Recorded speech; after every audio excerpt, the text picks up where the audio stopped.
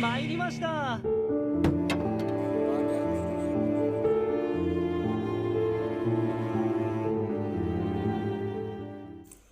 Kisah diawali dengan narasi yang menceritakan akan terjadi kehancuran bumi setelah 7 tahun manusia hidup di dunia dan akan berakhir. Bukan karena perang nuklir atau invasi alien apalagi bumi terbentur asteroid, melainkan umat manusia akan lenyap karena kemurkaan para dewa dengan tingkah para manusia itu sendiri.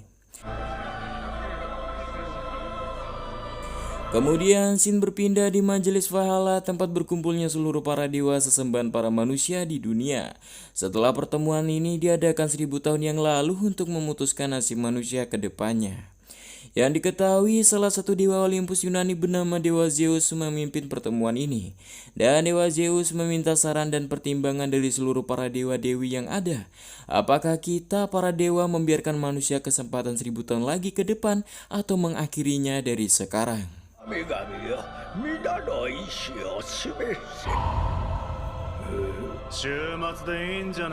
Penolakan pertama langsung pada Dewa Siwa meminta manusia lekas dimusnahkan saja karena menurutnya selama 1000 tahun terakhir ini manusia tak berniat berubah.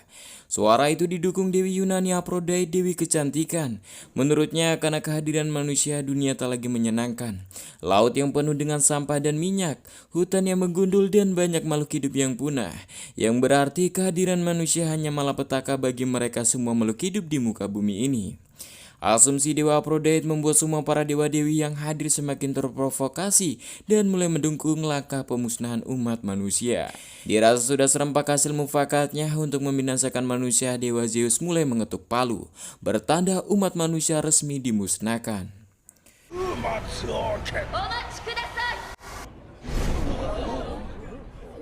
Namun ada dewi bernama Brunhilde, salah satu 13 dewi Valkyrie, sosok setengah dewa setengah manusia. Diketahui Dewi Valkyrie adalah dewi yang bertugas membimbing jiwa manusia ke Valhalla atau surga, yang ditemani Dewi Valkyrie termuda bernama Gol, yang sedikit panik dengan sikap Brunhilde yang berani menentang hasil mufakat para dewa.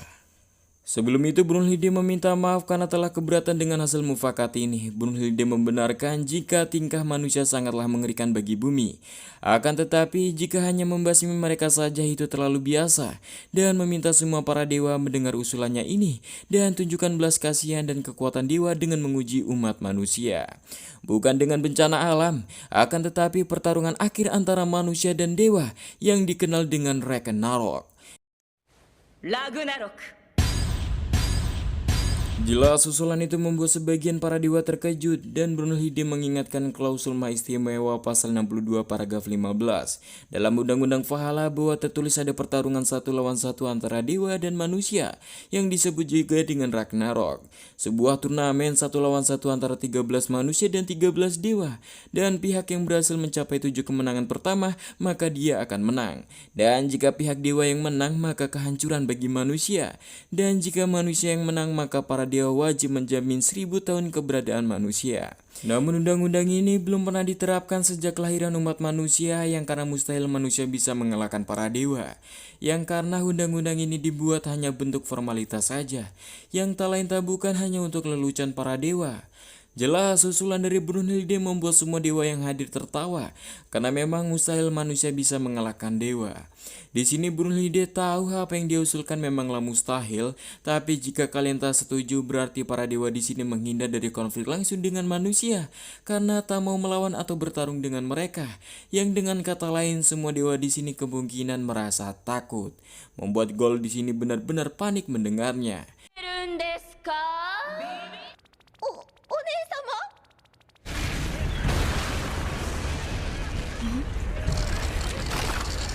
Dan jelas ungkapan itu seperti hinaan bagi para dewa. Begitu juga dengan Brunhilde yang sudah menduga dewa lebih mudah terhasut daripada manusia. Berbeda dengan Dewa Zeus yang malah sedikit tertawa dan tertarik dengan usulan Brunhilde, karena memang momen ini belum pernah terjadi dan pasti semua dewa di sini ingin menyaksikannya juga, di mana mereka bisa menunjukkan keganasan para dewa, yang tanpa pertimbangan Dewa Zeus langsung resmi menerima usulan Brunhilde, pertarungan manusia dan dewa atau Ragnarok yang disambut gemuruh para dewa lainnya.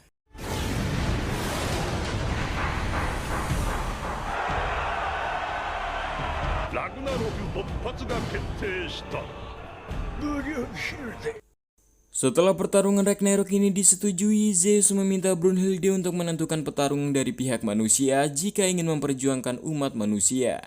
Dan Zeus tak heran lagi jika Brunhilde memihak manusia karena memang Brunhilde adalah sosok setengah dewa yang pernah menjadi manusia seutuhnya. Di sini tanpa komentar panjang, Brunhilde menyanggupi akan mencari 13 manusia kuat dalam sejarah umat manusia.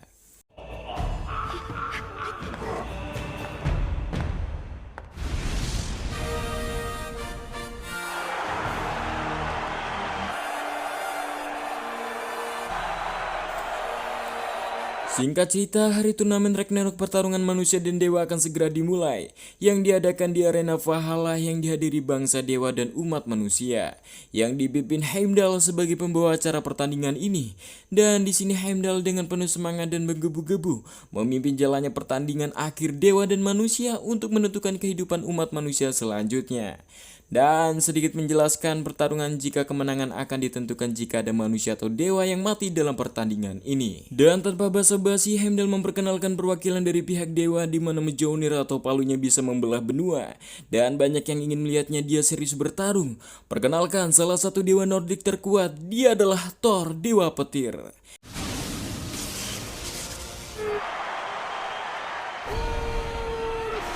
Di sini Gol benar-benar panik melihat Thor yang menjadi perwakilan pihak dewa. Berbeda dengan Brunhilde yang meminta Gol tenang saja dan yakin jika manusia terkuat yang ia temui di medan perang bisa mengalahkannya. Di mana sosok itu adalah pejuang terhebat dan tergila yang pernah ada. Yang kini bersamaan Heimdall memanggil perwakilan pertarung pihak manusia yang disambut genderang para prajuritnya.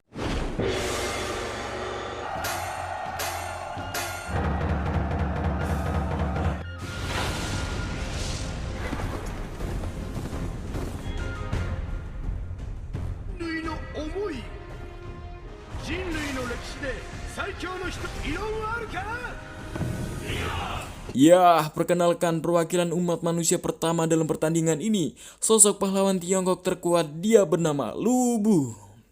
Teriakan gemuruh pasukan dan umat manusia menyambut keluarnya Lu Bu. Dan begitu juga dengan para biksu yang berdoa meminta para Buddha melindunginya. Kami umat manusia. Dan di sini Brunhilde meminta biksu itu berhenti karena percuma saja.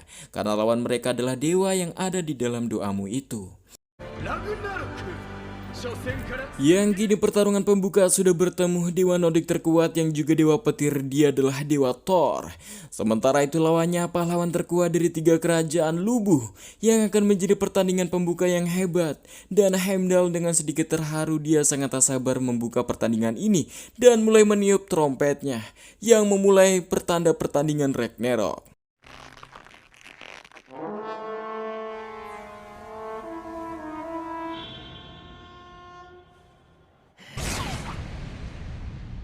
Ketika trompet sudah selesai berbunyi, semua dikagetkan dengan 2 petarung ini sama-sama menurunkan senjata mereka.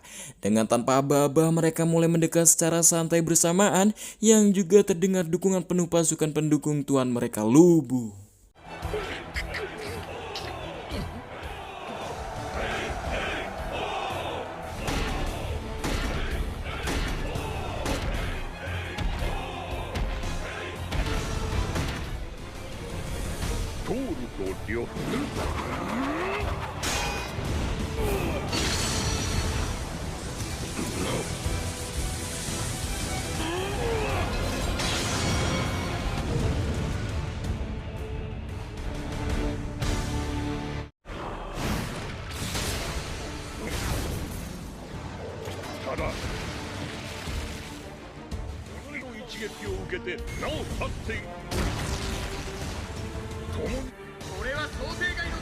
Di momen ini nyaris semua tak percaya ketika Lubu sang manusia bisa mengimbangi kekuatan Thor sang dewa. Berbeda dengan dewa Zeus yang menurutnya Thor masih belum menampakkan kekuatan sebenarnya. Yang benar saja kini dewa Thor mulai sedikit serius dengan mengeluarkan petir di tangannya, sembari mencekam Mjolnir atau palunya menggunakan kedua tangannya dengan ancang-ancang yang tak biasa, condong ke belakang, seakan ingin mengempaskan kekuatan yang luar biasa.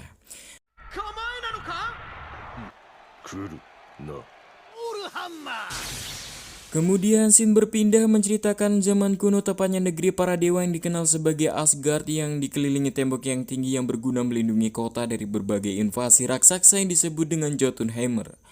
Walau begitu, kota itu selalu damai ribuan tahun lamanya. Bahkan saking damainya, negeri ini membuat malaikat pelindung negeri ini sedikit bosan karena hanya berdiam diri memantau situasi setiap harinya yang aman-aman saja. Tapi siapa sangka kebosanan mereka diuji ketika tanda-tanda kehadiran para raksasa mulai mendekat menyerang Asgard secara bersamaan. 66体に上るかつてない体操の年突如攻勢を強め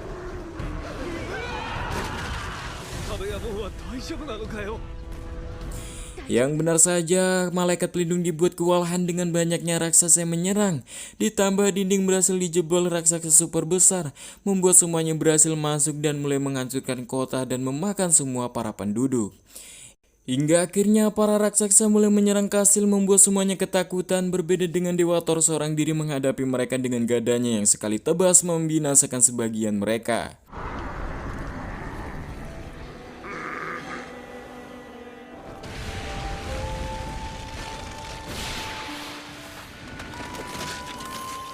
Akan tetapi hal itu masih belum cukup memuaskan bagi Dewa Thor dan masih merasa bosan.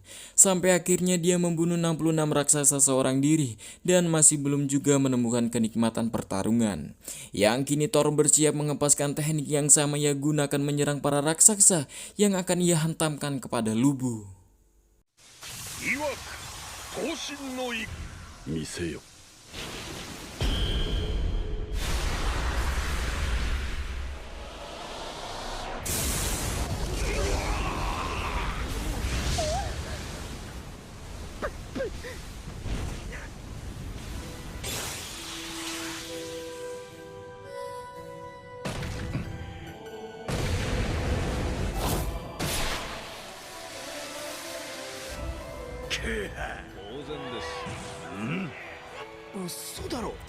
Ya, siapa sangka semuanya dibuat terkejut ketika serangan bak ledakan dari palu Thor tak mempan pada Lubu, yang bahkan kini dada Thor terluka terkena tebasan tombak pedang dari Lubu.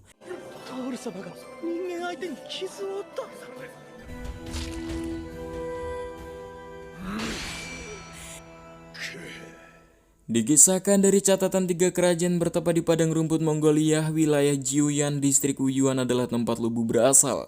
Tapi hal itu masih dugaan sementara, karena Lubu kecil sudah sering melakukan perjalanan jauh mencari yang terkuat lebih dari dirinya.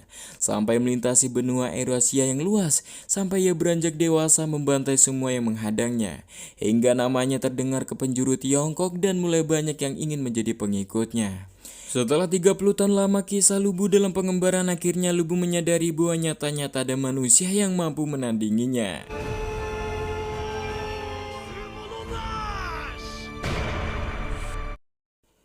Hingga suatu hari entah dalam masalah apa Lubu ditangkap kerajaan dan akan dijatuhkan hukuman mati, membuat pengikutnya bersedih. Begitu juga dengan Lubu yang merengek meminta ampun pada sang raja dan bersedia membantu sang raja menaklukkan dunia jika ingin mengampuninya.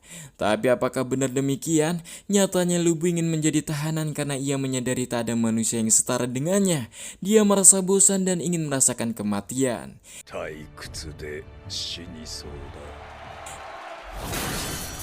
Yang kini dalam pertarungan melawan dewa, Lubu sangat bersemangat karena dia mempunyai lawan yang imbang yang bisa ia lawan sekuat tenaga dan jiwanya. Melihat pimpinan yang sangat bersemangat membuat pengikutnya ini sangatlah terharu karena belum pernah ia melihat ekspresi semangat seperti ini dari tuannya. Berbeda dengan dewa Zeus yang sedikit janggal pertarungan ini, ketika senjata manusia bisa menahan serangan palu Thor yang seharusnya senjata apapun akan hancur jika melawan senjata dewa. Dan Zeus curiga bahwa ini adalah bantuan dari Valkyrie licik Brunhilde Yang benar saja, yang nyatanya sebelum pertandingan Ragnarok dimulai, Brunhilde sudah memastikan manusia akan kalah jika bertarung dengan dewa secara mentah-mentah saja. Sedangkan senjata yang ditempa manusia hanyalah mainan bagi mereka para dewa, yang sudah jelas tak ada harapan sama sekali untuk menang. Membuat Gol benar-benar putus asa mendengarnya, yang ia kira manusia ada kesempatan menang. Brunhilde membenarkan jika manusia akan kalah, tapi berbeda jika manusia mempunyai kekuatan para dewa. Bersamaan kemunculan 11 Valkyrie saudarinya yang datang karena panggilan dari saudara tertua mereka, Brunhilde. 私たち13姉妹が一堂に会するなんて初めて。 Perkenalkan, dia Valkyrie keempat dari 13 Valkyrie bersaudara bernama Rangris. Di sini Brunhilde bertanya apakah Rangris tahu senjata yang digunakan Thor. Rangris jelas mengetahuinya, yaitu sarung tangan besi yang bisa menangkis serangan apapun. Dan yang utama, Mjolnir, sebuah senjata yang terkenal karena berhasil mengalahkan pasukan raksasa Jotun. Brunhilde membenarkan bahwa benda itu adalah senjata Thor yang menjadi kecurangan kotor dari benda keramat kayangan.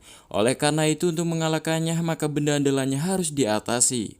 Dan maksud Brunhilde memanggil Rangris ingin meminjam tubuh Rangris untuk mengalahkan Thor. Apakah Rangris bersedia? Ungkap Brunhilde. Dan dengan senang hati Rangris mau melakukannya. Hingga saat kemunculan Lubu di awal pertarungan, Rangris sebelumnya berubah menjadi senjata dewa.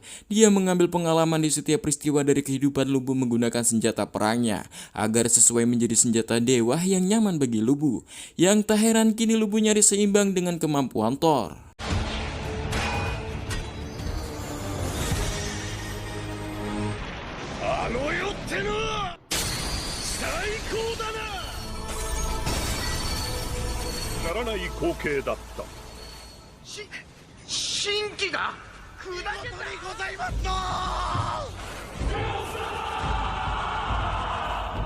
Yang benar saja, akibat serangan Lubu kini salah satu sarung tangan besinya hancur yang tak kuasa menahan senjata dewa Rangris, membuat yang melihatnya nyaris tak percaya.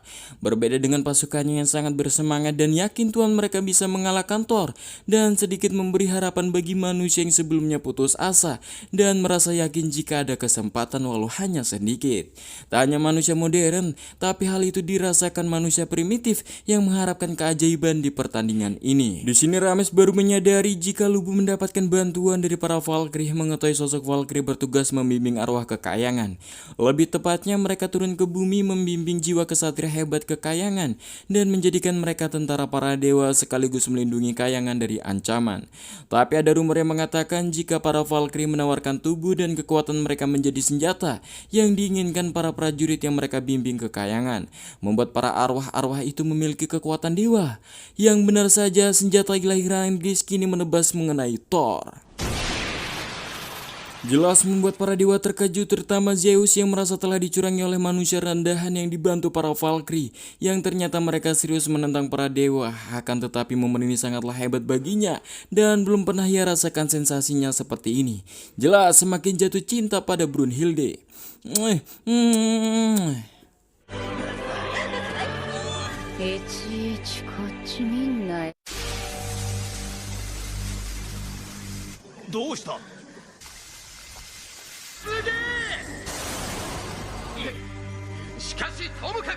Namun tak bagaimana, tiba-tiba Mjolnir atau palu Thor memerasakan dalam kondisi yang panas luar biasa dan bertanya-tanya apakah Thor bisa memegang palunya dengan kedua tangannya. Ditambah sarung tangan besinya satu sudah hancur akibat serangan Lubu. Tapi mereka semua harus kaget ketika terdengar detakan seperti jantung dari Mjolnir yang tiba-tiba besi yang menahannya pecah, menampakkan seonggok daging yang seakan Mjolnir adalah sebuah makhluk hidup yang kekuatannya tertahan besi.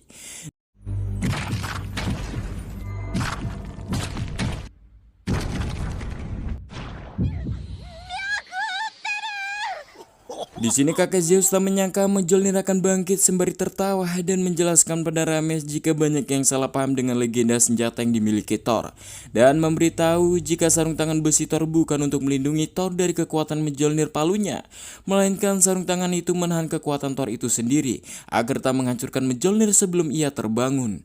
Yang kini Thor melepas sarung tangannya dan siapa sangka sarung tangannya itu beratnya luar biasa dan mulai serius menghadapi Lubu.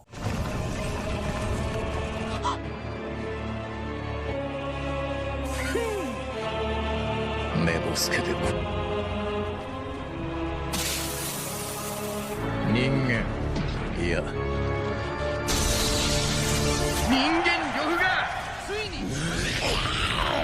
Sementara itu Brunhilde mendapat kabar dari ponselnya jika 13 petarung dari pihak dewa sudah ditentukan. Gol yang melihat pesertanya dari dewa-dewa terkuat membuatnya nyaris putus asa. Seakan pertarungan ini adalah hitungan mundur kepunahan umat manusia. Dan menurut Gol mungkin mereka 13 petarung manusia adalah 13 orang terakhir. Tapi sayangnya Brunhilde lebih suka menyebutnya sebagai 13 manusia pembantai dewa. Sementara itu Dewa Zeus yang mendapatkan informasi peserta pihak manusia semakin tertarik dengan pertandingan ini. Dan kembali ke arena di mana situasinya semuanya dibuat tegang dengan apa yang terjadi ketika Thor mulai menghempaskan Mjolnirnya yang konon katanya tak pernah meleset.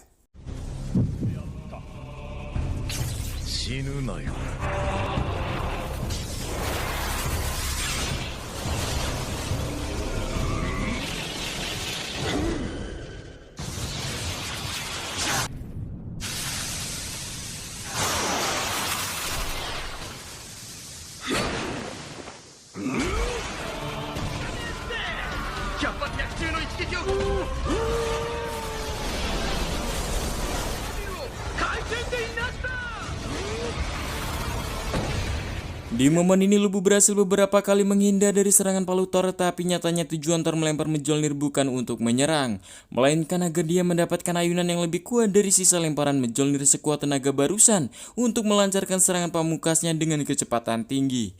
Dan di sini para dewa merasa yakin jika Lubu tak akan mungkin bertahan dengan serangan dari Thor itu.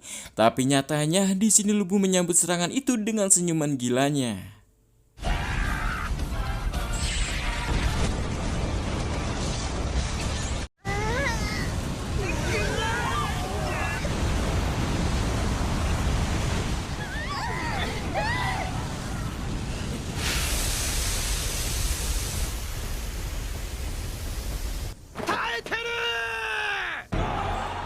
Lagi-lagi para dewa dan umat manusia dibuat terkejut ketika Lubu berhasil menahan serangan dahsyat Mjolnir milik Thor. Jelas membuat umat manusia kembali yakin jika masih punya kesempatan. Tapi siapa sangka walaupun senjata yang digunakan Lubu adalah senjata dewa, tetap saja tubuhnya hanyalah manusia biasa yang tak kuasa menahan beban serangan palu dari dewa Thor. Yang semuanya harus dibuat terkejut ketika kini kaki Lubu keduanya harus patah dan Lubu tak mampu menopang tubuh besarnya lagi.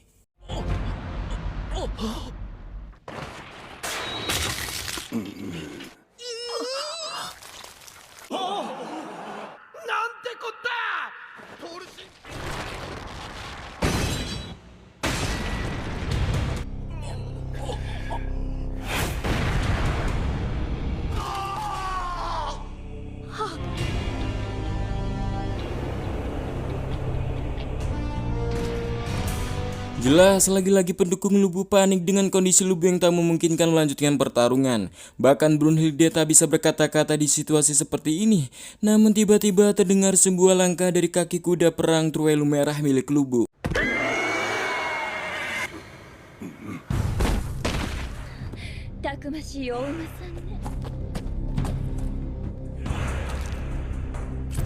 Di sini Truelu yang menghampiri tuannya mengangguk-ngangguk, menyiratkan pada pengikutnya ini jika Truelu masih belum menyerah dan yakin jika tuannya Lubu mampu mengalahkan Dewa Thor. Tak mau hanya merengek putus asa, dia mulai meminta seluruh pasukannya jangan ada yang menyerah apalagi meratapi situasi ini dan mulai tampakkan dukungan penuh untuk tuan mereka. Tak hanya pasukan Lubu, tapi seluruh umat manusia yang hadir turut memberi semangat pada Lubu harapan mereka. Sempat diremehkan para dewa bagaimana Lubu bisa bangkit dengan kondisi seperti ini, tapi lagi-lagi mereka harus dikagetkan dengan Lubu yang kembali bangkit seakan masih mampu dan langsung menunggangi Truelu sebagai pengganti kakinya.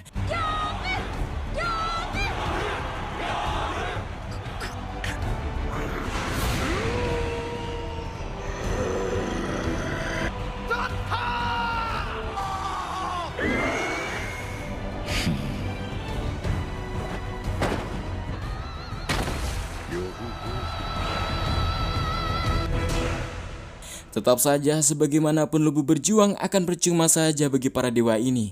Bersama Lubu yang berbisik pada Truelu bertanya, bersediakah kau mengabdikan hidupnya untuknya? Dirasa Truelu yang bersedia, mereka mulai bersiap dan mulai mengitari Thor.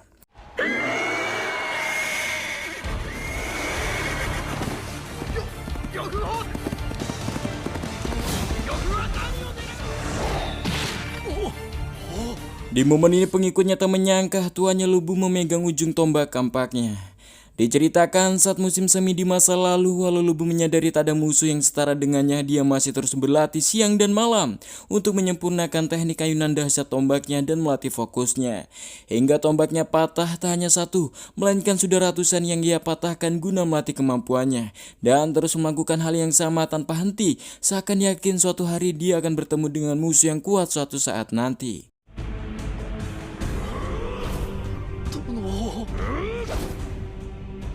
Hingga suatu hari Lubu berhasil menyempurnakan serangan tombaknya dengan memegang ujung senjatanya itu dan mengempaskannya sampai-sampai membelah langit.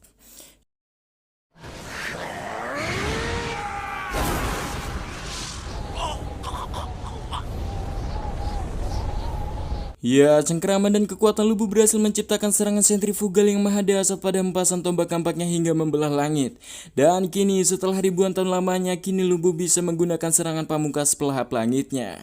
Walaupun Thor yang mengakui kemampuan Lubu tak akan mundur, yang kini dua petarung akan melancarkan serangan pamungkasnya masing-masing.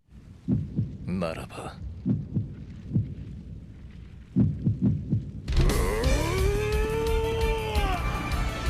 呂布砲戦は直感する。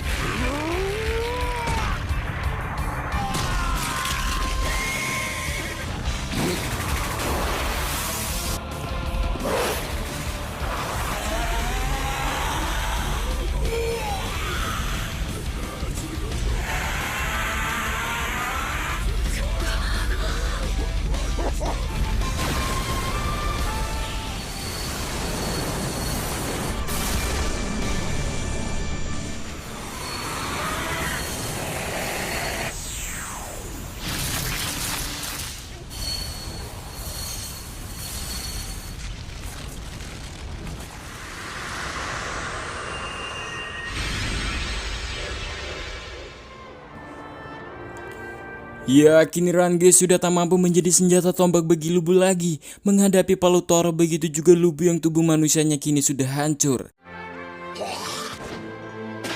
Dan Lubu jujur bahwa dia sudah mengeluarkan seluruh kemampuannya di pertarungan ini.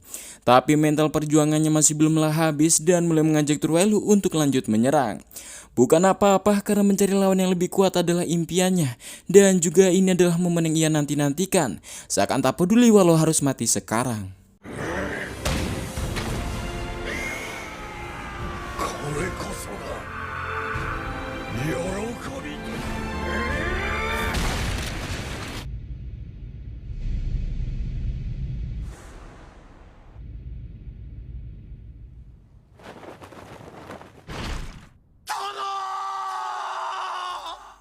Semua hening ketika pertandingan ini harus berakhir ketika Thor benar-benar menebas kepala Lubu hingga terlepas.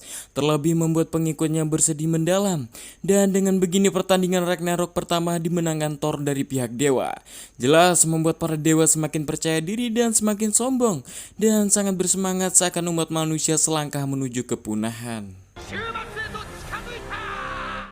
Sementara itu tak banyak yang bisa dilakukan para petinggi pasukan selain bersulang memberi penghormatan terakhir kepada tuan mereka sang pemberani Lubu.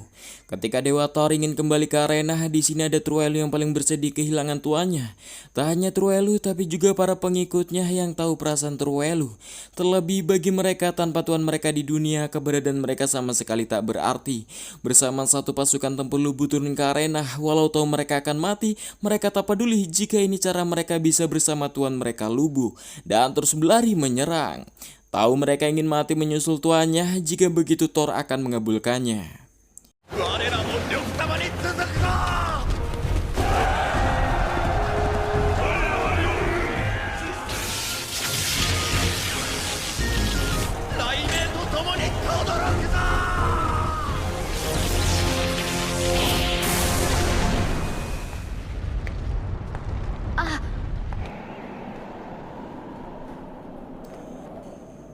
Ya, dengan singkat semua satu pasukan musnah dengan keadaan tersenyum. Begitu juga dengan Rangers yang tak terselamatkan karena mengorbankan nyawanya menjadi senjata ilahi Lubu. Dan gugur menjadi Dewi Valkyrie bersama semuanya yang tubuhnya mulai retak dan menghilang.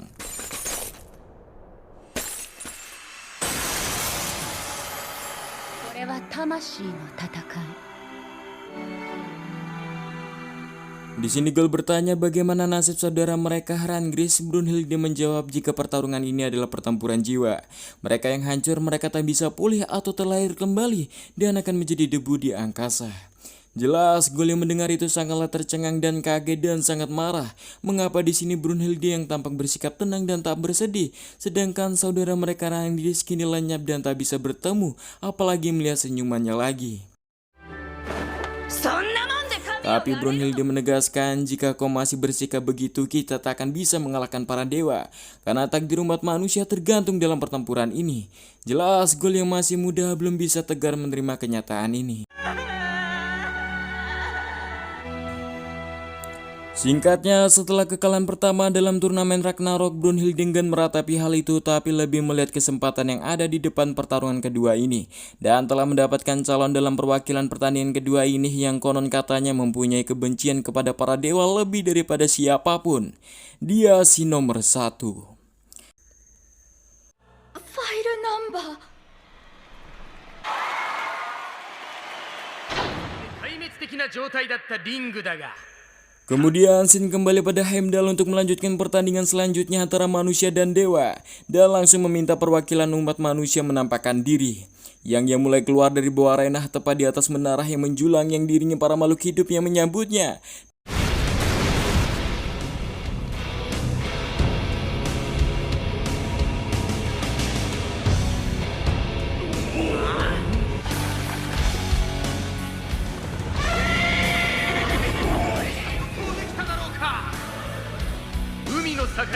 Dan siapa sangka kini sosok pria yang pernah diberkati para dewa akan memberontak pada sang penciptanya.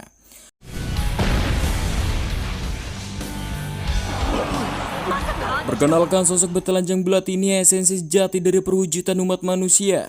Sosok yang membenci dewa lebih daripada siapapun dalam sejarah. Dan jika ada yang punya hak bertarung dengan para dewa, maka dia adalah orangnya. Sekaligus ayah dari seluruh umat manusia, dia adalah Adam. Dan tampak Michelangelo, pelukis terkenal di era Renaissance Italia yang pernah melukis penciptaan Adam, dibuat takjub dengan objek yang nyata dari sosok objek nyata wujud Adam. Tapi sebagian dewa yang tahu jika itu adalah Adam, menurut mereka perawakan Adam tampak lebih terlihat lemah daripada lubuh. Dan kini perwakilan dari pihak dewa yang sebelumnya diwakilkan dewa Nordik Thor, kini akan diwakilkan dewa India yang terkuat yang akan segera muncul. Namun Heimdall harus mendapatkan panggilan jika susunan perwakilan pihak dewa telah diubah. Bukan dewa India yang akan bertarung, tapi sosok lain yang diiringi musik Mozart, biola yang sedih dan indah. Bahkan pencipta aslinya terharu untuk pertama kalinya dia mendengar lantunan yang sangat indah dalam hidupnya ini.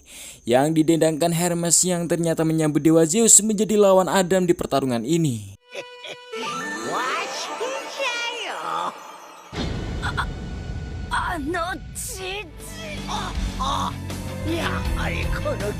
Dan jika dia menjadi ayah daripada seluruh umat manusia, maka Zeus lawannya dikenal menjadi ayah dari para dewa. Bahkan lebih, yang dikenal G of Osi, the Godfather of the Cosmos, ayah dari alam semesta yang disambut gemuruh pendukungnya semua para dewa.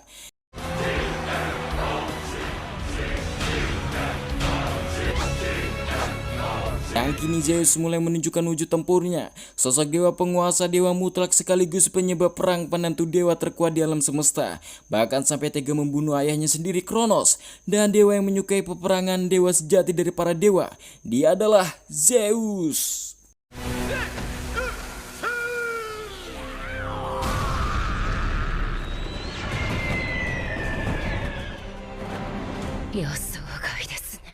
Diketahui sebelum pertandingan acara dimulai, Dewa Siwa sudah bersiap memasuki arena menghadapi Adam dan sangat bersemangat. Tapi sayang ada kakek Zeus yang katanya sekarang gilirannya. Sempat bersih tegang, tapi Siwa tak sanggup melihat wajah kakek Zeus yang memelas, dan Siwa mempersilahkannya. Yang kini di tengah arena sudah dipertemukan dua perwakilan dari pihak manusia dan dewa, antara Adam dan Zeus, yang bisa dipastikan ini menjadi pertarungan yang sangat luar biasa.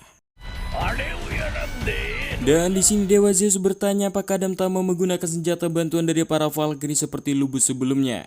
Karena jika tak menggunakan senjata dewa, mungkin pertarungan ini akan selesai dengan singkat. Tapi menurut Adam, Valkyrie yang membantunya sudah tiba bersamaan kemunculan Valkyrie yang menunggang Pegasus.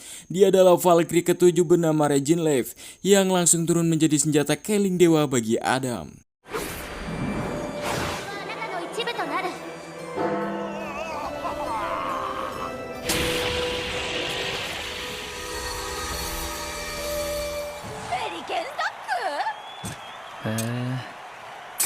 こいつはいいや。 Dan dengan begini pertarungan manusia dan dewa Ragnarok kedua resmi dimulai. なんと親父 Di tengah dukungan dua putra dari Adam, Zeus memuji senjata dewa Adam. Begitu juga dengan Adam sangat menyukai keling ini dan balik bertanya, jadi di mana senjatamu kawan? Jelas mendengar sang dewa dari para dewa dipanggil kawan membuat mereka mendengarnya terkejut. Tapi Zeus menanggapi bahwa dia tak memerlukan sebuah senjata dalam bertarung, melainkan hanya dengan tangan kosongnya saja, ungkapnya. Jika begitu, Adam berharap Zeus tak akan menyesalinya. Di sini Zeus benar-benar suka semangat dari Adam dan akan mengawali menyerang Jeb dengan kecepatan 0,10 detik.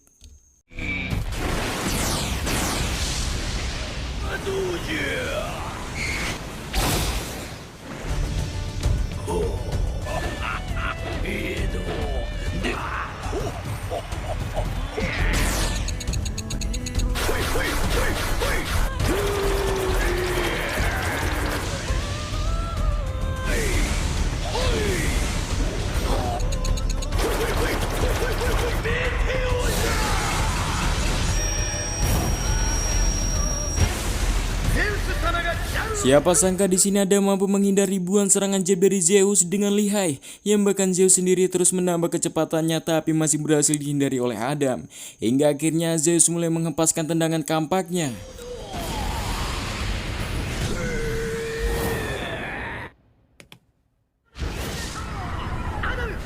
Tapi lagi-lagi Adam berhasil menghindar dari serangan kampak Zeus dengan lompatan yang sempurna. Yang jelas Zeus di sini lagi-lagi sangat bersemangat, tapi mengingatkan Adam jika hanya menghindar maka tak ada keuntungan bagimu, ungkapnya. Adam sendiri sudah tahu jika dia menghindar terus tak ada keuntungan baginya. Yang kini dia mulai melompat-lompat sama seperti gerakan Zeus sebelumnya dan mulai menyerang membuat Zeus kewalahan.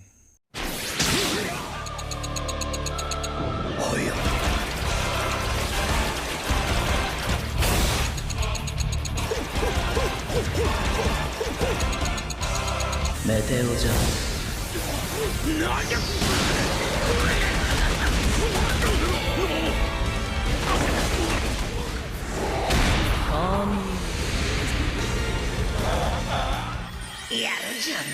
Siapa sangka Adam berhasil menyerang dengan serangan yang sama milik Zeus, yang bedanya dewa Zeus harus menerima mentah-mentah serangan Adam tanpa menghindar dari serangan yang nyaris sama seperti tekniknya. Di sini Gol dibuat terkejut sosok manusia bisa menirukan serangan dewa, tapi Brunhilde yang tak heran menjelaskan bahwa sejak kelahiran Adam yang dikenal sebagai ayah dari umat manusia, dewa atau Tuhan menciptakan wujud Adam sama seperti fisik Tuhan yang tertulis di perjanjian lama, yang dengan kata lain Adam berarti adalah tiruan para dewa. Oleh karena itu serangan dewa yang dilihat Adam bisa ditiru dengan sempurna olehnya, yang kelebihan itu disebut dengan refleksi ilahi. Walau begitu, momen ini benar-benar membuat dewa Zeus merasakan senang yang luar biasa. Setelah puluhan ribu tahun ia tak pernah merasakan sensasi seperti ini dan mulai menghentakkan ancang-ancang kakinya. Dan bisakah Adam menghindar dari serangan satu ini, ungkapnya. Sembari mengitari Adam, dan Adam juga dengan singkat mempelajari gaya serangan Zeus dan balik menyerang.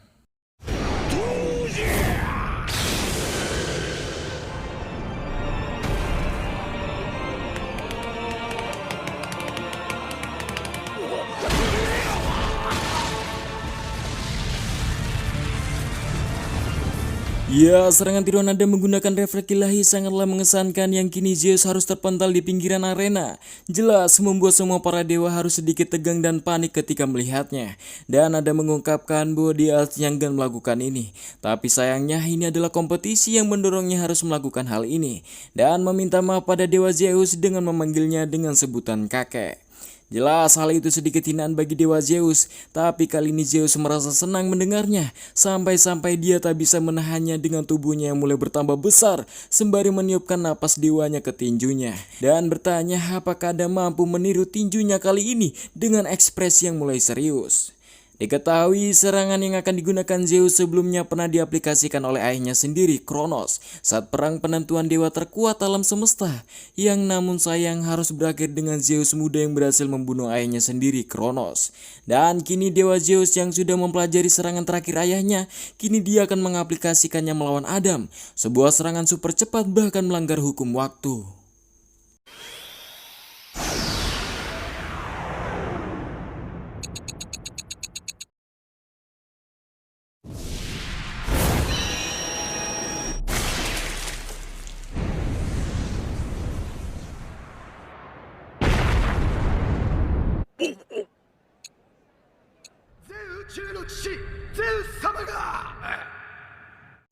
Siapa sangka Adam lagi-lagi berhasil mempelajari serangan yang barusan ia lihat bersama dengan celah kecil yang padahal nyaris tak ada celah menghindar.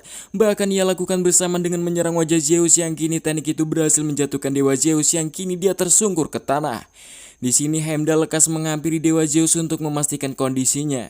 Dan harus dibuat tak menyangka Zeus benar-benar tumbang dari Adam. Sebuah keajaiban pertama dalam sejarah semesta. Manusia berhasil menumbangkan sosok dewa yang disegani. Di sini Goll benar-benar kebingungan bagaimana yang mungkin ini bisa terjadi. Walau hanya serangan tiruan, tapi bagaimana serangan Adam mampu melumpuhkan Zeus sang dewa. Brunhilde menjelaskan itu karena kekuatan dendamnya Adam pada sang dewa.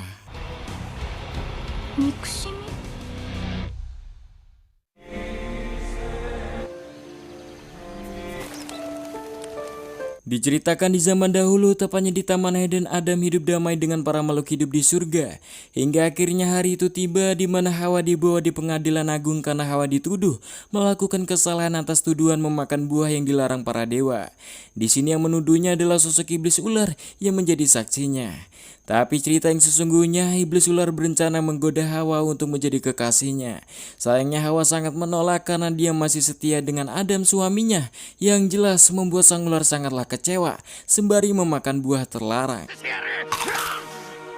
Dan kini iblis ular membuat tuduhan palsu di depan Dewan Agung dengan tuduhan Hawa telah memakan buah terlarang sembari menunjukkan apel yang ia gigit sebelumnya. Di sini para dewan yang termakan muslihat dari sang ular membuat Hawa dipastikan bersalah dan akan dihukum diusir dari surga dan akan turun ke bumi. Jelas di sini Hawa bersedih karena dia tak bisa bertemu dengan suaminya lagi, Adam.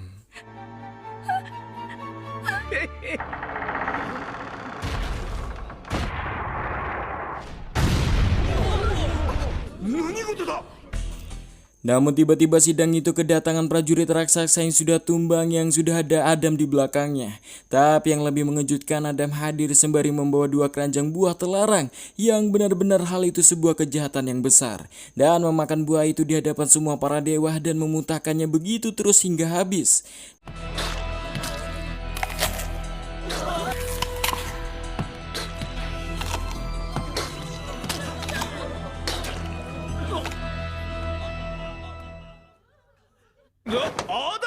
Dan tanpa mendengar ocehan sang ular, Adam menghampiri Hawa dan menurutnya jika Hawa pergi maka dia akan juga pergi.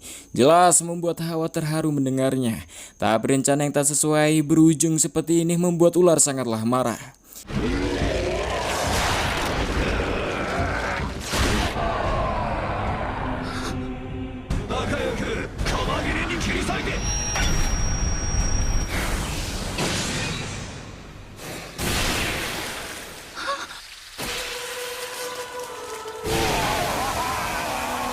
Hingga akhirnya sang ular harus mati akibat serangan refleks ilahi dari Adam yang ia tiru, membuat semua para dewa terkejut pastinya. Dan Adam tak menyesali tindakannya barusan dan mulai mengajak Hawa turun ke bumi untuk selamanya membangun surga mereka sendiri. Bersamaan Hawa dan 2 putranya kini hadir di bangku penonton mendukung ayah mereka.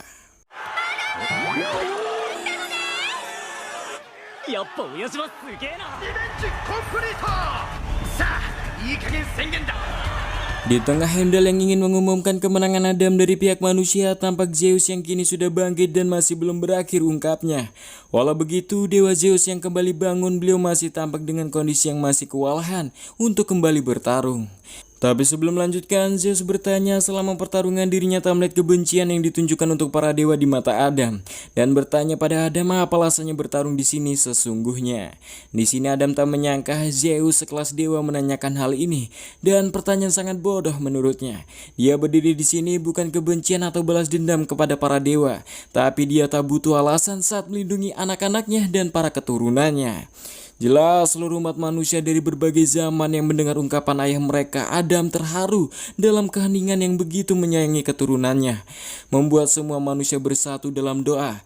Yang jelas di sini Brunhilde salah paham tentang Adam yang ternyata mempunyai alasan yang lebih bijak dari perkiraannya. Dirasa tak ada cara lain, kini Dewa Zeus mulai menunjukkan perubahan lain di tubuhnya. Jika ini satu-satunya cara mengalahkan Adam, dan tampak kini tubuh besarnya yang mulai menyusut.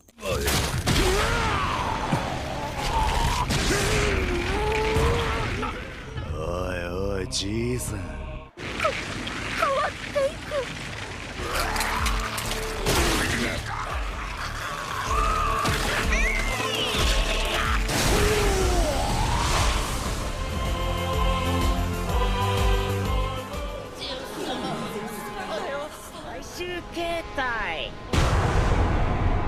Di situasi ini Brunhilde mempunyai firasat buruk pada pertandingan ini dan benar saja kini tampak wujud terakhir dari Dewa Zeus dengan wujud yang disebut dengan Adamas. Di sini Ramses yang tahu kondisi perubahan dari Zeus jika dalam kondisi prima Zeus hanya mampu bertahan 12-13 menit dalam tubuh seperti itu.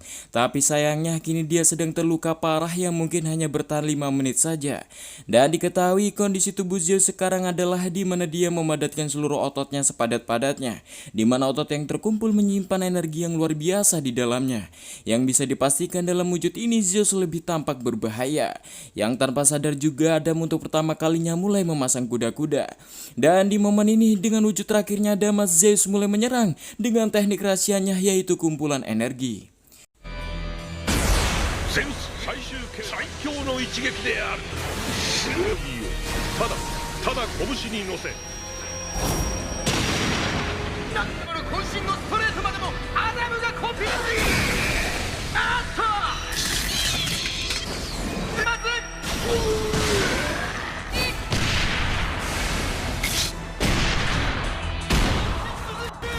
返されても返されても来る。最後にゼウス様が打ち続ける。アダム分かってるっすよ。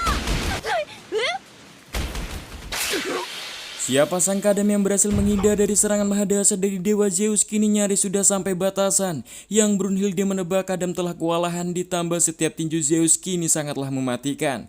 Dan Adam yang menggunakan refleksi ilahi tanpa batas membuat saraf tubuhnya bekerja dengan keras. Tapi walau begitu Zeus tak bisa bertahan dengan tubuh seperti itu untuk waktu yang lama. Ditambah serangan Adam mulai menghancurkan tubuhnya. Dan di sini Dewa Loki mulai mengeluarkan 2 gelas sebagai perumpamaan 2 petarung dengan diisi anggur. Dan siapakah yang meluap lebih dahulu, Adam atau Zeus, maka mereka bisa dipastikan akan tumbang. Yang kini mereka mulai bertarung mati-matian. Zeus様。グラスは溢れる。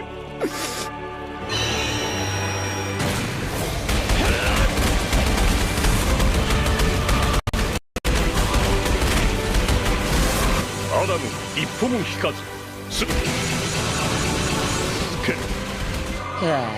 どっちも踏んで Di tengah pertarungan mereka menciptakan suasana pertempuran yang indah membuat manusia dan dewa yang menonton berdiri seakan terpesona dengan keindahan pertarungan ini. Di mana kini pihak manusia terus memberi dukungan penuh pada Adam dan terutama 2 putranya dan Hawa yang berharap adanya keajaiban dalam pertandingan ini.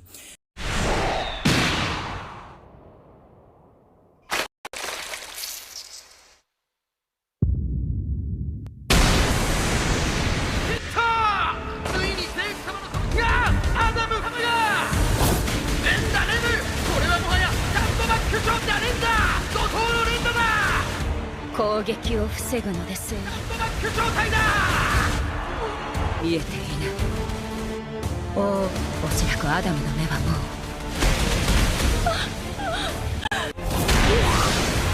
バカ野郎。十分だよ父さん。やがれバカ親父。 Adam yang masih bertahan dari serangan jab Zeus nyaris tak mampu melawan. Semua umat manusia lebih iba dengan perjuangan Adam yang sudah sejauh ini mengorbankan tubuhnya demi mereka. Dan tak masalah jika harus kalah dalam pertarungan ini. Adam yang masih terus terhempas mundur dari serangan Zeus mendengar suara bayi mengingatkan kelahiran putranya. Dan sebagai ayah dia akan melindungi anak maupun keturunannya dari hal yang buruk dan menakutkan. Yang kini Adam yang sudah terkena serangan Zeus mulai mencoba menyerang balik dengan sisa tenaganya. 捕まえた。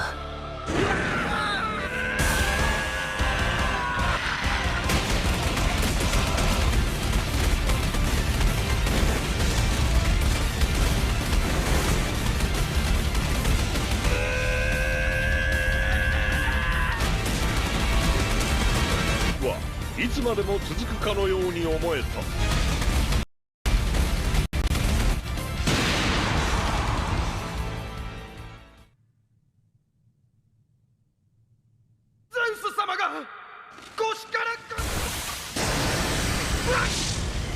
小さん。 Ya, kini Zeus yang sudah terduduk dengan kembali ke wujud tuanya benar-benar tampak sangat kewalahan dan memberitahu jika pertandingan ini sudah berakhir. Jelas mendengar ungkapan itu membuat semua umat manusia senang mendengarnya ketika Adam harapan mereka berhasil menang. アダムは Tapi nyatanya yang tewas di sini adalah Adam dengan keadaan berdiri yang diduga terlalu memaksakan tubuhnya melebihi batasannya. Bahkan Zeus sang dewa mengakui kehebatan Adam yang benar-benar membuatnya sebagai dewa ini kewalahan. Tapi jika pertarungan ini adalah adu kekuatan, mungkin kaulah pemenangnya, ungkap dewa Zeus. Bersamaan tubuhnya Adam hancur menjadi debu di angkasa.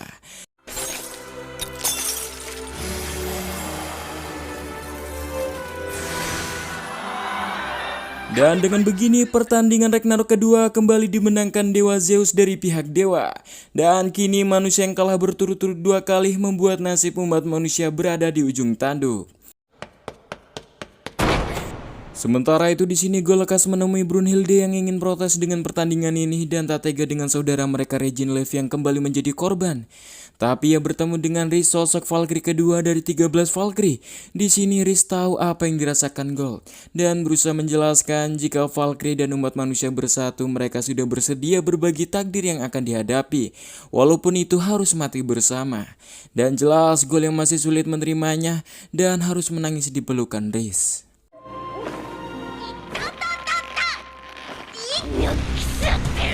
Tapi tiba-tiba kepribadian Riz berubah yang tampak kesal dengan para dewa, membuat Gold teringat jika Riz adalah sosok Valkyrie yang mempunyai 2 kepribadian dalam satu tubuhnya. Sementara itu kini Brunhilde sudah mendapatkan kabar perwakilan dari pihak dewa ketiga, yaitu dewa Poseidon. Penguasa lautan, jelas membuat Gold kembali panik. Pasalnya Poseidon adalah dewa yang tak bisa dianggap remeh. Dan kini Brunhilde benar-benar kebingungan perwakilan yang sekiranya mampu menghadapi Poseidon. Bersama sosok samurai parubaya menawarkan diri menjadi peserta selanjutnya. Ya, perkenalkan dia bernama Kojiro Sasaki. Sempat diremehkan karena fisik tuanya, tapi mereka harus dikagetkan kelihayan Kojiro dengan keterampilan pedangnya.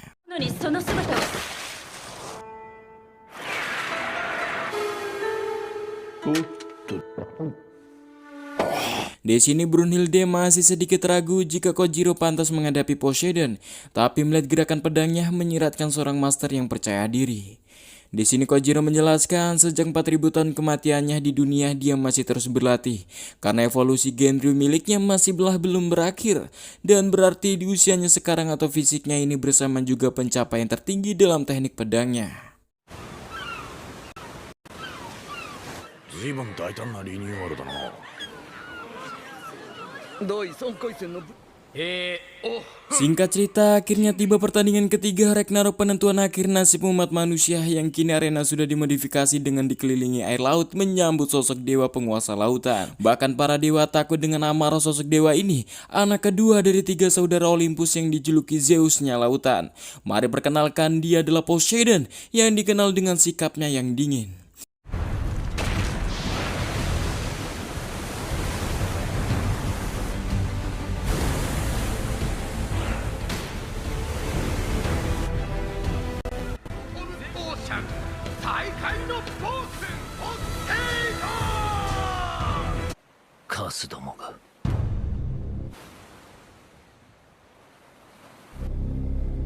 Sementara itu, Heimdall mulai memanggil perwakilan umat manusia, sosok pendekar pedang terhebat sepanjang masa, yang terus melatih kemampuannya sepanjang hidupnya. Perkenalkan, dia bernama Kojiro Sasaki. Di sini kehadiran Kojiro menjadi perwakilan umat manusia sempat diragukan karena perawakannya yang sudah tua. Terutama bocah ini yang sangat tak terima Kojiro yang maju sebagai peserta mewakili umat manusia. Diketahui dia adalah sosok putra dari seorang ahli samurai yang telah membunuh Kojiro semasa hidup di dunia, Musashi Miyamoto. Ini pendiri aliran Niten Ichiryu. Yang tampak ini tak terdengar sorakan dari para umat manusia seakan pasrah dalam pertarungan ini. Berbeda dengan Brunhilde yang percaya dengan kemampuan Kojiro, yang kini Kojiro mulai mengeluarkan pedangnya dari sabuknya, yang sentuhan pedangnya mampu menenangkan ombak laut.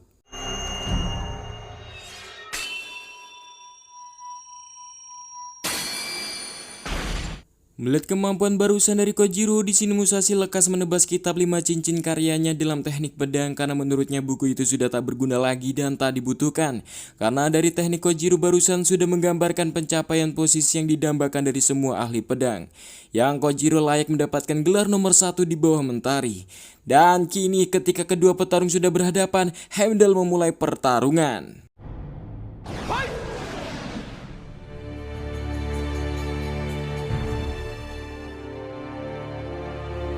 Di menit awal mereka masih berdiam diri tanpa ada yang mengawali menyerang, membuat penonton yang melihatnya bertanya-tanya. Di sini Ramses tahu jika Poseidon tak akan mulai mengawali menyerang karena dia akan menyerang ketika musuh sudah masuk ke wilayahnya, bersama dengan Kojiro yang mulai mendekat.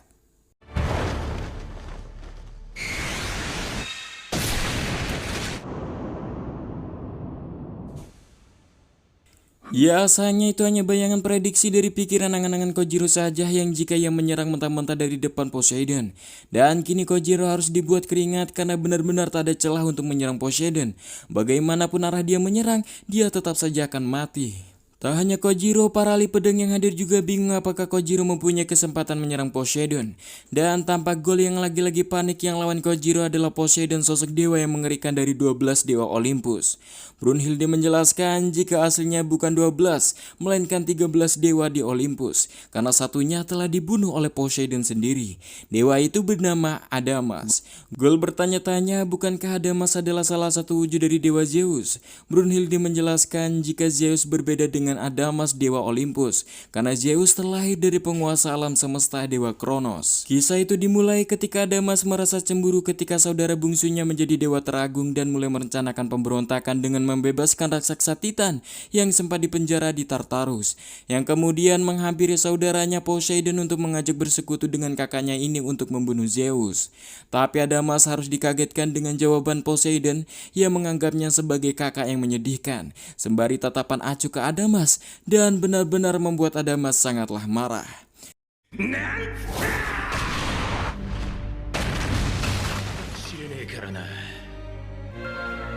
Di sini Adamas meminta adiknya ini untuk menatap wajahnya, tunjukkan rasa hormat kepadanya.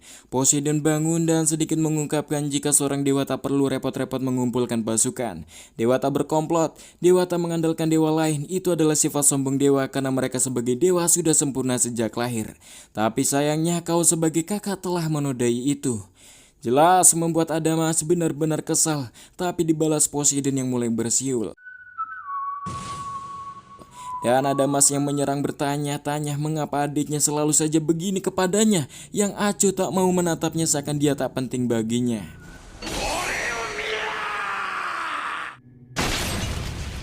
Ani no shogun.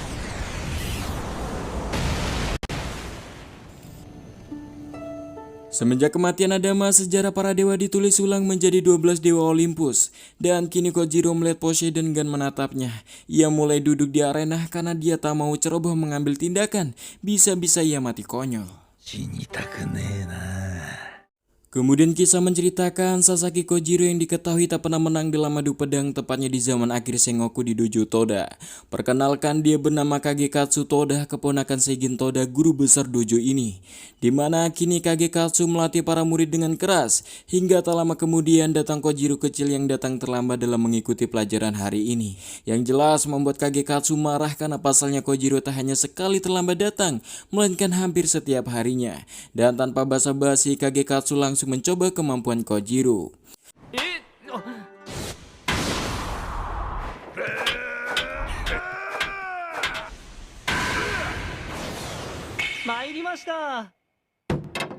Pada akhirnya pedang Kojiro terpental dan mengaku kalah dari Kagekatsu, membuat Kagekatsu marah karena sebagai ahli pedang tak boleh menyerah begitu saja. Jika kau kehilangan pedang maka pukul dengan tinjumu, jika dengan tinju tak bisa maka dengan gigitanmu, dan tak boleh menyerah sebelum sampai akhir.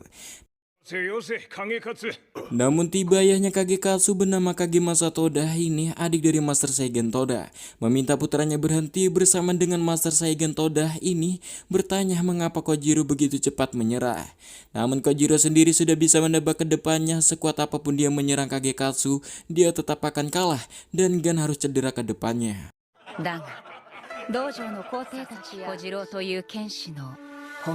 Walau begitu, Kojiro masih berpikir keras bagaimana dia agar bisa mengalahkan Kagekatsu yang bertubuh lebih besar darinya. Atau mungkin harus memperkuat lengannya, tapi sepertinya melatih gerakan kaki lebih penting dalam adu pedang, pikirnya.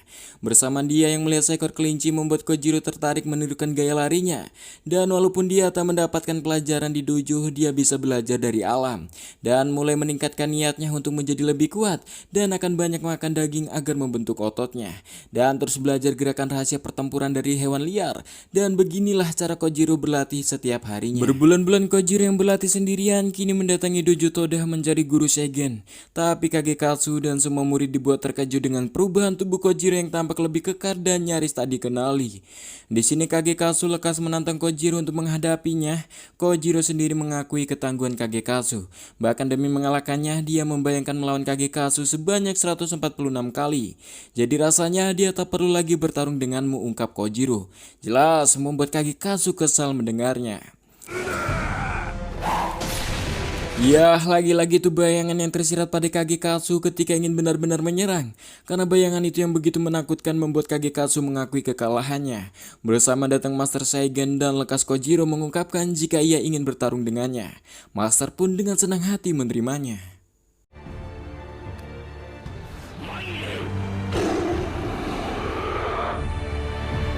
Entah bagaimana hasil akhirnya, tapi setelah pertarungan dengan Master Saigen, Kojiro tak lagi mendatangi dojo Toda dan memilih menyendiri seorang diri. Hingga beberapa tahun kemudian, Kojiro yang sedang mengampak kayu bakar ditemui Master Saigen yang sangat cemas dengan Kojiro karena sudah lama mereka tak bertemu. Tapi sayangnya karena faktor usia, beliau kini sudah mulai buta akibat penyakit mata. Walau begitu, benar-benar tak bisa melihat, beliau bisa melihat dengan jelas di dalam gubuk Kojiro banyak pendekar telah dikalahkan. Menyiratkan tebasan-tebasan pedang di ruangan ini adalah akibat pelatihan Kojiro setiap harinya dengan berangan-angan melawan para master ahli seni bela diri pedang. Kojiro sendiri membenarkan jika dia membutuhkan 4 tahun 9 bulan untuk mengalahkan mereka semua. Bahkan yang membuat Master Saigen tak menyangka dia bisa merasakan tebasan besar menyiratkan Kojiro telah melampauinya dengan bertarung musuh bayangan versi dirinya. Hingga akhirnya Kojiro memutuskan berkelana mencari kekalahan-kekalahan selanjutnya dari mereka para master pedang yang ia temui dari berbagai wilayah. Seperti Master Kageisa Ito Sai Ito, pendiri Ito Ryu. Walau masih kalah, Kojiro terus mencari lawan yang kini ia temui pendekar pedang terbalik Master Munetoshi Sekihusei Yakyu dan Master pedang Nobusuna Ise no Kami Kamizumi, pendiri Shinkage Ryu. Walau tahu dia kalah, tapi cara inilah yang membuat Kojiro terus berkembang belajar lebih giat. Yang kini kembali pada Kojiro tua yang tetap dia tak mau mati melawan Poseidon, tapi dia juga tak mau menyerah lagi kali ini. Ditambah kini para instruktur dan pelatihnya dan para pendekar yang telah menjadi bagian hidupnya sedang menyaksikan pertarungannya. Karena jika ia lari dari pertarungan ini, maka akan mempermalukan mereka.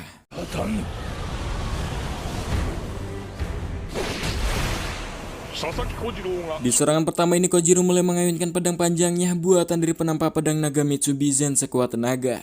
Tapi sayang dengan berat yang lebih dari 1 kg itu menukik cepat ke bawah dan secara hukum mustahil ada yang bisa menghentikan laju pedang secepat ini. Ditambah kekalahan-kekalahan Kojiro dalam hidupnya sebelumnya menciptakan jurus rahasianya sendiri yang serangan ini dikenal sebagai Tsubame Gaishi.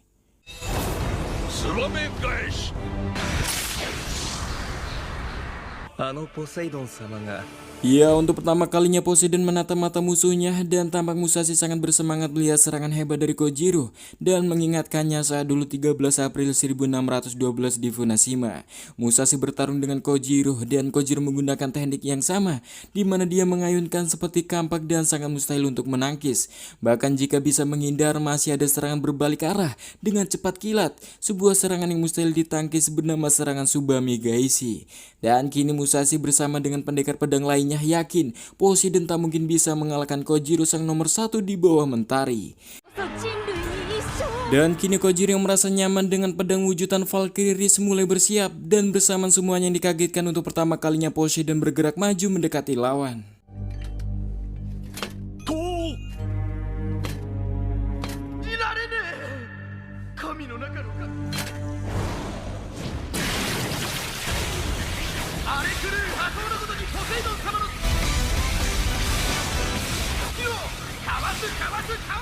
Di sini Kojiro dengan lihai menghindar dari serangan Poseidon membuat Gol kebingungan dan bertanya-tanya apakah Kojiro mempunyai kemampuan sama dengan Adam.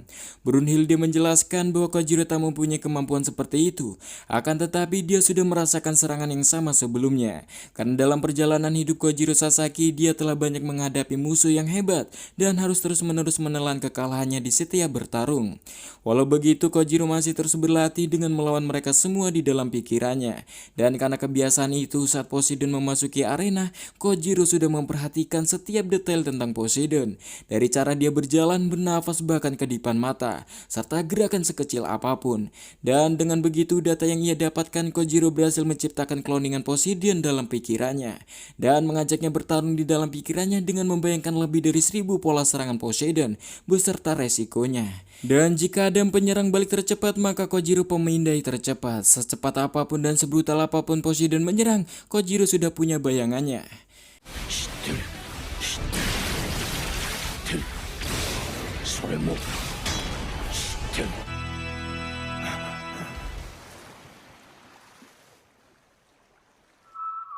口笛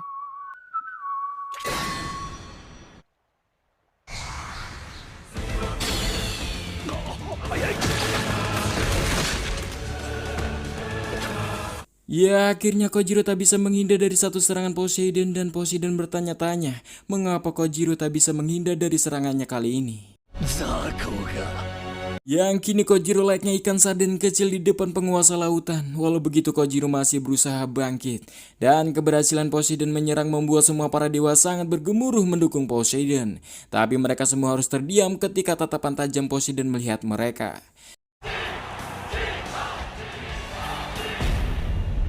目を合わせるな見捨てられるぞカスどもがおいおい Di sini Kojiro bertanya mengapa harus begitu mengerikan terhadap para teman-teman yang mendukungmu. Tapi sayangnya Poseidon menjelaskan dewa tak butuh pasukan, dewa tak butuh komplotan, dan dewa tak saling mengandalkan satu sama lain. Itu adalah dewa, karena kami para dewa adalah makhluk yang sempurna sejak awal. Oleh karena itu dia tak butuh kawan. Kojiro tak menyangka ternyata dewa seperti itu. Tapi rasanya hal itu sangatlah menyedihkan, ungkap Kojiro. Jelas seperti hinaan bagi Poseidon.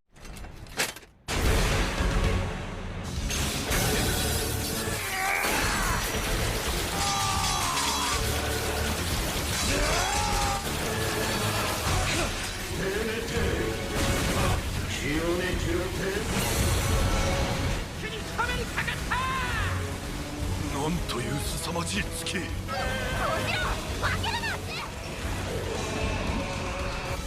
これもこれもそれが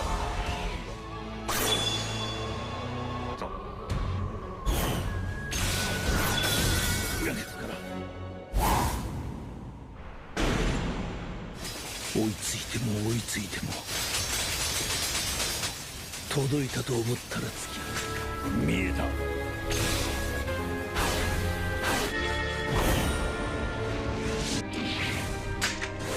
ひよ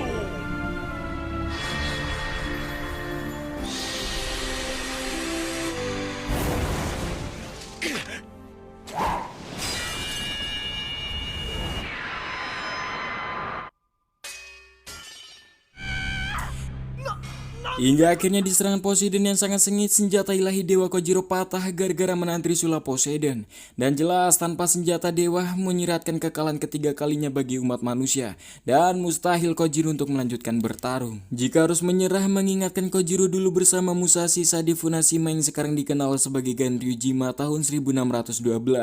Di mana ada sebuah kisah legenda pertarungan hebat di sana, di mana Musashi melawan Kojiro dan Kojiro tampak nyaris kewalahan. Dan Kojiro sendiri sempat ingin menyerah karena jika ia melanjutkan mungkin ia bisa mati. Tapi itu hanya pikirannya saja. Hatinya berkata momen ini sangat menyenangkan baginya. Dan bagaimana dia bisa berhenti? Dan jika berhenti pasti dia akan menyesal seumur hidupnya. Mendengar kata-kata itu Musashi sempat kaget. Pasalnya itu adalah kata-kata pendekar pedang yang siap mati. Membuat Musashi juga sangat bersemangat melanjutkan pertarungan ini. Bahkan sampai mati juga.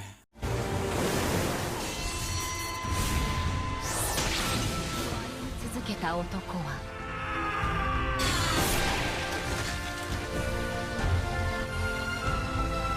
Namun sayang Kojiro selengah ketika serangan Musashi melukai tubuhnya. Dan Kojiro sendiri tak menyangka dia hanya bisa sejauh ini melawan. Padahal ia masih ingin bertarung lebih lama. Akan tetapi bagi kedua pendekar ini momen inilah yang paling membahagiakan dalam hidup mereka. Sembari mengambil patahan pedangnya, Kojiro bertanya pada Poseidon, pernahkah seorang dewa sepertinya melatih ayunan tengah malam hingga pagi menyapa? Atau menangis bersyukur di depan lawan karena membuat dirimu lebih kuat? Tapi rasanya Kojiro yakin Poseidon tak pernah melakukan hal yang sama. Sembari memberitahu Poseidon jika perwujudan pedangnya adalah gabungan semangat dari para pendekar pedang, dan oleh karena itu dia tak akan membiarkan Poseidon mengalahkannya, yang kini tiba-tiba pedang patah itu bersinar.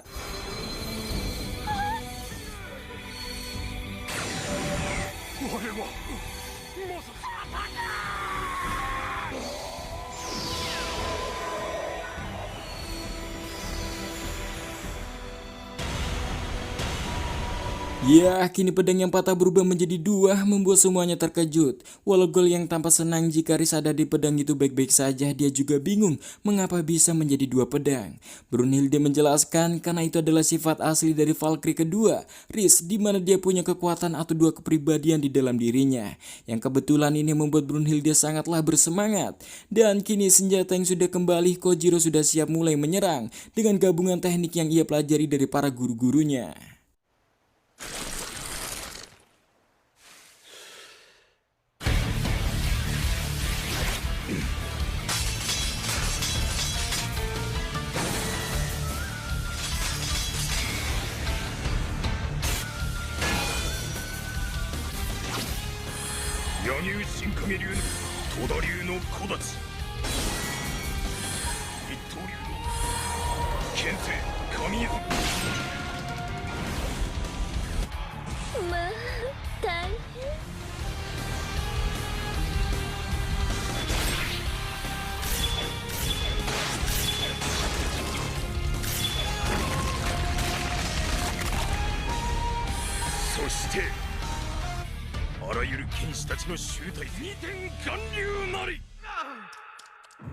Siapa sangka gabungan serangan dan teknik yang ia pelajari dari para gurunya kini berhasil melukai tubuh Poseidon, membuat pihak dewa terkejut dan memberi harapan bagi umat manusia yang kini bergemuruh mendukung penuh Kojiro.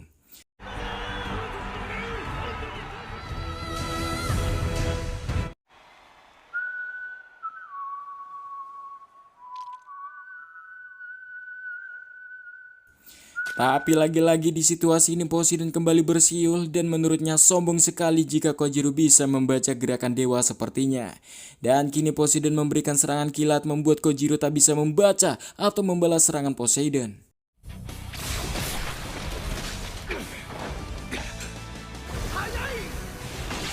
Sasaki Kojiro no Kishu.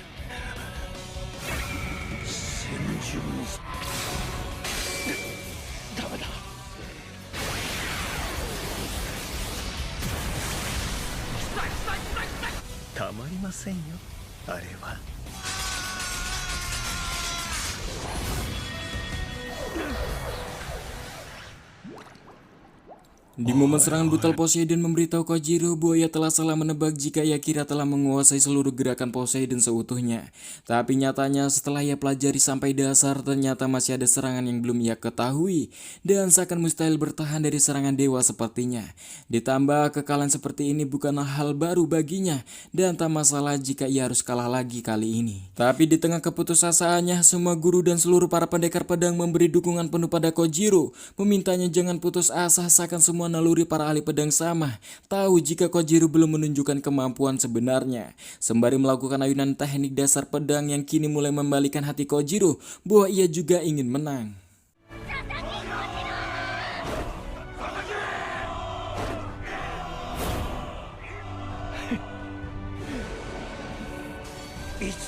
Kojiro no honryou wa koko kara ken ni ikeru mono tachi wa honnou de ichido de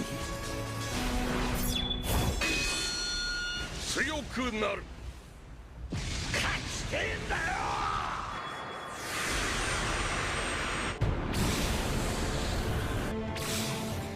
なんだポセイション一体何千何万こちらがゆっくり変わった何万何百万って先の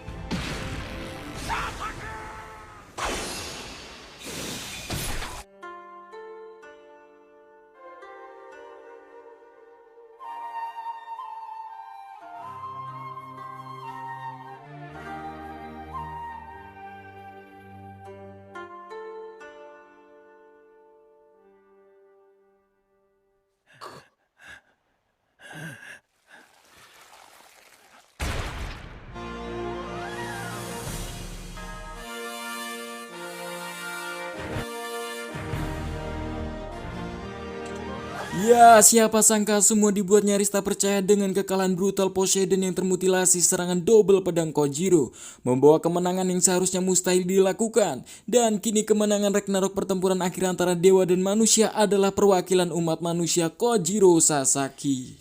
Jelas semua para dewa hening terdiam seakan masih belum percaya dengan kenyataan yang tak manuk akal di mana dewa dikalahkan sosok manusia yang kini Poseidon telah hancur menjadi debu di angkasa dan Kojiro yang mendapatkan teriakan gemuruh dari para umat manusia.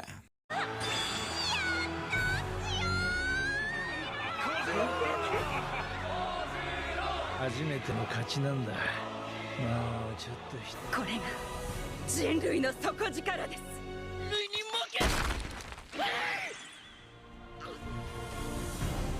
よかった。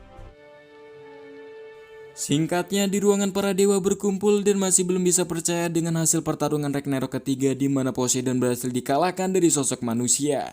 Dan di sini Dewa Zeus sebagai adik dari Poseidon meminta semuanya jangan terlalu meremehkan pertarungan ini, yang nyatanya umat manusia memanglah kuat. Dan siapa sangka sosok Valkyrie setengah dewa itu sungguh-sungguh berniat mengalahkan kita para dewa. Jika begitu cara mainnya, maka kita juga harus menganggap ini serius, ungkap Dewa Zeus. Dan di sini Dewa Siwa benar-benar tak bisa menahan diri bertarung dengan pihak manusia. Tapi sayangnya Dewa Zeus juga masih belum bisa terima jika ada Dewa Yunani yang kalah dalam pertandingan ini. Maka sekali lagi dia akan memberikan perwakilan Dewa Yunani untuk maju turnamen keempat agar membalaskan kekalahan ini. Sementara itu di ruangan yang berbeda, Golta sengaja melihat Brunhilde bersama Hermes. Entah apa yang dibicarakan, tapi menurut Brunhilde barusan itu bukanlah apa-apa. Yang kemudian langsung dilanjutkan pertandingan keempat Ragnarok setelah sebelumnya pihak manusia berhasil meraih satu kemenangan yang tiba-tiba arena berubah.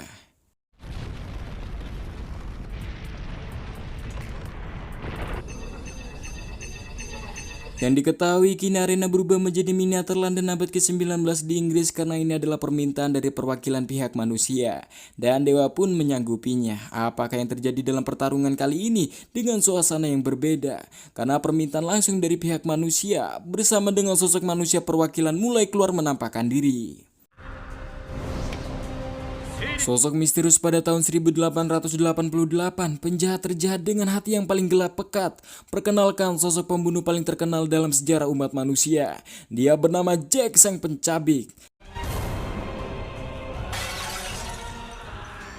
Jelas para penonton warga London mengenal jelas siapa pria itu, sosok kriminal besar dalam sejarah. Dan tidak sedikit sebagian umat manusia kecewa karena perwakilan mereka adalah pembunuh.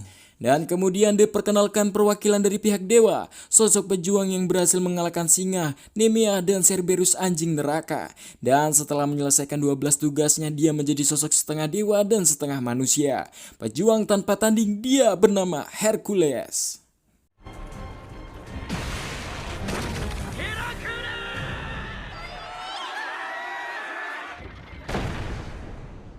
Yang kini dua petarung sudah berhadapan, siapa sangka kejahatan melawan keadilan, dan apakah manusia berhasil merebut hak hidupnya 1000 tahun di pertandingan ini. Season 1, tamat.